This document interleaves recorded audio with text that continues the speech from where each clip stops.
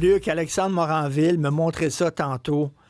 Écoute, le 8 mai, c'est le jour de la victoire de la Deuxième Guerre.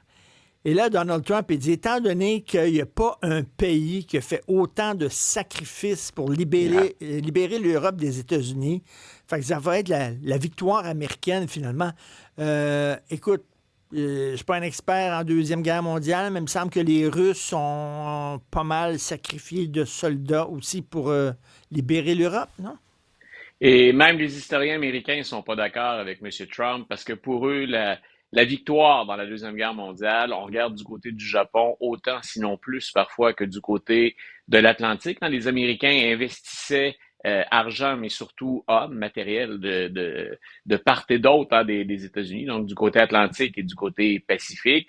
Et le président, il nous revient avec quelque chose c'est un morceau qu'il ne lâche pas. Hein, on n'est pas des losers, nous sommes des gagnants. Donc, on va aller de l'avant, puis on va se faire des journées de la victoire, parce qu'il y a deux choses dans ce qu'il a déclaré hier sur Truth Social. Donc, il y a cette journée, bien sûr, du 11 novembre. Les Américains célèbrent ça un peu différemment du reste des pays qui ont été impliqués. Mais il veut changer, donc, Première et Deuxième Guerre mondiale. Moi, ce que je remarque surtout dans ce qu'il fait, c'est qu'on commémorait habituellement deux choses du côté américain. Quand on soulignait Première, Deuxième Guerre et plus, quand on a un jour du souvenir ou la journée des vétérans, c'est qu'on a toujours ce message pour la paix, c'est ce qu'on souhaite encourager, c'est ce qu'on souhaite qui perdure éventuellement quand on a terminé un combat. Et de l'autre chose, honorons deux types de personnes. Ceux qui sont allés sous les drapeaux dans toutes les guerres, Ben pas que oui. celles que les Américains ont gagnées, et honorons aussi la mémoire de ceux qui ont perdu la vie, parce qu'il y a des vétérans, on en a rencontré un hier, hein, Hum. tu avais une bonne entrevue d'ailleurs avec M. Castonguay. Donc, on commémore ceux qui sont décédés et ceux qui en sont revenus. Et c'est un peu ce qui me fatigue derrière ça. L'idée de la victoire ou de commémorer la fin d'une guerre, je pense qu'un peu partout, on va s'entendre pour faire ça. Mais que veut-il souligner exactement et qui va être dans ces célébrations et de qui on mentionnera pas le nom? Moi, c'est plus ça qui me chicote un peu. C'est les Et, vétérans, quels qu'ils soient, parce que les guerres, les Américains pensent Première, Deuxième Guerre. Je me souviens que dans notre discussion d'hier, tu disais, écoute, ça fait un bout de temps hein, qu'il n'y a pas eu une victoire ben décisive ou oui. une victoire américaine. Si on a servi en Corée, déjà, on appelle ça la guerre oubliée. Donc, il y a des vétérans dont on n'a pas commémoré le sacrifice. Une mission qui était gérée avec l'ONU, entre autres. Hum. Donc, il y a la Corée, il y a le Vietnam, il y a l'Irak, il y a l'Afghanistan. Ces gens-là, à mes yeux, ne sont pas des losers. Peut-être Hum. qu'il y a des gestionnaires, peut-être qu'il y a des administrateurs, peut-être qu'il y a des hauts gradés dans l'armée qui ont failli à leur devoir ou qui ont utilisé de mauvaises stratégies. Mais ceux qu'on envoie comme chair à canon en avant, c'est pas eux les losers. Il y en a qui sont morts, il y en a qui sont revenus, et il y en a qui sont revenus dans un état dont ils peinent à se relever et à qui on n'offre pas toujours d'ailleurs les bons services ou le bon Et, soutien. Donc, peu importe la direction où ira Donald Trump avec ça, assurons-nous de couvrir tout le monde là-dedans et pas que de commémorer les fois où on a gagné. Écoute, oui, les Américains ont fait des sacrifices, les Canadiens étaient là, les Britanniques étaient là. Et écoute, Voilà. corrige-moi si je me trompe, mais les premiers à entrer en Allemagne, ben, c'était les Russes. Là. Je veux dire, tu sais, les Russes Voilà. avec le siège de Stalingrad. En fait, c'est le pays allié qui a perdu le plus de soldats pendant la Deuxième Guerre, c'est les Russes. Et on pourrait aller vers hein, une zone qui est particulièrement sensible, qui est celle des camps de travail, des camps d'extermination. Il y en a qui doivent la vie aussi aux Soviétiques. Ben Donc, oui. c'est encore une fois une forme de réécriture ou d'oubli ou de négation d'une partie de l'histoire. Puis ça, depuis 100 quelques jours, c'est une constante. Hélas. Hélas, oui. Moi, c'est la vulgarité de cet homme-là que je peux pas avaler. Je peux Ben pas voilà, avaler, là, c'est quelles que soient ses positions idéologiques. C'est la vulgarité. Souviens-toi, c'est qui là, qui était un politicien qui avait été fait prisonnier au Vietnam, qui était un McCain. McCain, puis il a dit, t'es pas un héros, t'es un loser parce que tu t'es fait faire prisonnier, t'as été prisonnier, les héros ne se font pas faire prisonnier. Quelle vulgarité, lui qui a même pas servi dans l'armée américaine, ça. Et l'autre chose, à chaque fois je le répète quand on parle du sénateur McCain, je me souviens de la campagne entre Obama et lui qui était empreinte de respect malgré une campagne qui était dure entre républicains et démocrates. Mais McCain, en raison du statut de son père, qui était lui-même un officier, on lui a offert de quitter la prison et de retourner aux États-Unis, et il a choisi de rester aux côtés des siens. Donc, il Ah, aurait pu être un ah, privilégié du système, il aurait pu, ce qui est Donald Trump finalement quand on parle du ben Vietnam, oui. là.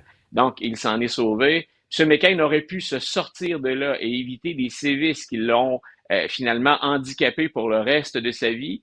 Les amateurs de politique américaine se rappelleront sans doute qu'il ne pouvait pas lever les bras très haut, hein, M. McCain.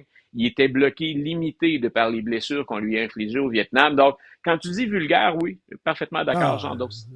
Et écoute, comme toi, je suis un grand fan de PBS. Pourquoi? Entre autres pour Ken Burns. Les séries sur le baseball, la série sur la guerre civile américaine, la série magnifique sur le jazz. C'est PBS qui nous ont offert ça. Des documentaires American Masters il y a un documentaire sur Lisa Ouais. Minnelli. Lisa Minnelli qui est présenté. Oui, Écoute, c'est vrai. fantastique PBS. Et là, lui, il veut tirer la plug sur le financement de ça. Trump. Voilà, toujours sous le chapeau, un, des économies, puis deux, d'abord, les économies, c'est pas beaucoup d'argent qui va à PBS et NPR, là, mais National Public Radio. Donc, mais on y va du côté des coupures. Puis de l'autre côté, c'est encore la fameuse guerre au woke ou aux mesures DEI, la diversité, équité, inclusion. Il les passe dans le tordeur pour ça. Il y a deux choses qui m'énervent énormément là-dedans. La qualité de la production, des économies de bout de chandelle, parce que c'est pas là qu'on va Ben rétablir le oui. budget américain avec les sommes qu'on alloue. En passant, le gouvernement ne fait pas vivre complètement là, ces deux institutions-là. Et de l'autre côté, il y a 20% des Américains qui dépendent de ces réseaux-là, entre autres NPR, qui n'ont accès qu'à ça pour s'informer. Donc, en fait, c'est 20% des Américains qui se retrouveraient privés d'informations au moment où on se parle si on va de l'avant. Et dernière chose, je te laisse me relancer après, dernière chose, il n'a pas le droit de faire ça. Donc, on va voir encore une fois si les républicains du Congrès se tiennent.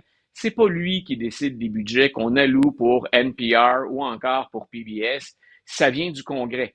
Est-ce que le Congrès va se lever pour dire excusez, chef, M. Trump, M. le Président, votre grandeur, c'est pas à vous de gérer ces sous-là, c'est à nous de dire, c'est nous qui avons créé d'abord l'institution là, qui chapeaute NPR et PBS.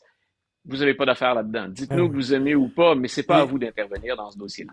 est-ce que c'est à gauche, PBS? Ben oui, c'est à gauche. Est-ce que c'est à Oui, gauche, NPR? Ben oui, c'est très tout à à gauche. fait. Et alors, bon Dieu, là, un bon régime de médias, c'est que tu lis des fois des médias de gauche, tu lis des fois des médias de droite, puis etc. Puis après ça, tu te fais ta propre idée. Euh, Et j'aimerais ajouter, le biais de gauche est assez évident, mais ben la oui, vérification des faits est faite. C'est-à-dire que vous savez qu'on va vers la gauche, moi, au moins à partir des faits. On ne vous ment pas, mais on vous emmène plus sur la gauche. Si vous n'êtes pas oui, progressiste, oui. vous allez réagir plus vite que bien des gens. Mais tu sais, Frontline, là, avec leurs documentaires, leurs reportages hallucinants, là. Frontline, c'est Non, non, fantastique. C'est une institution, là. tu soulèves Fait une que, foule. Puis en passant, c'est plus de 50 années de bons et loyaux services là, en termes de diffusion de l'information aux États-Unis. C'est ça qu'on s'apprête à faire. Et je répète, parce que ça m'a scié les jambes. J'étais allé vérifier les chiffres.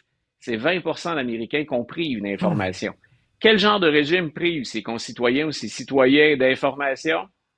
Encore une fois, hein, on est dans un Ben cercle oui, vicieux. On est toujours à l'intérieur de ça présentement. exactement. Bon week-end, mon cher Luc. Salut. Bonne fin de semaine à toi aussi.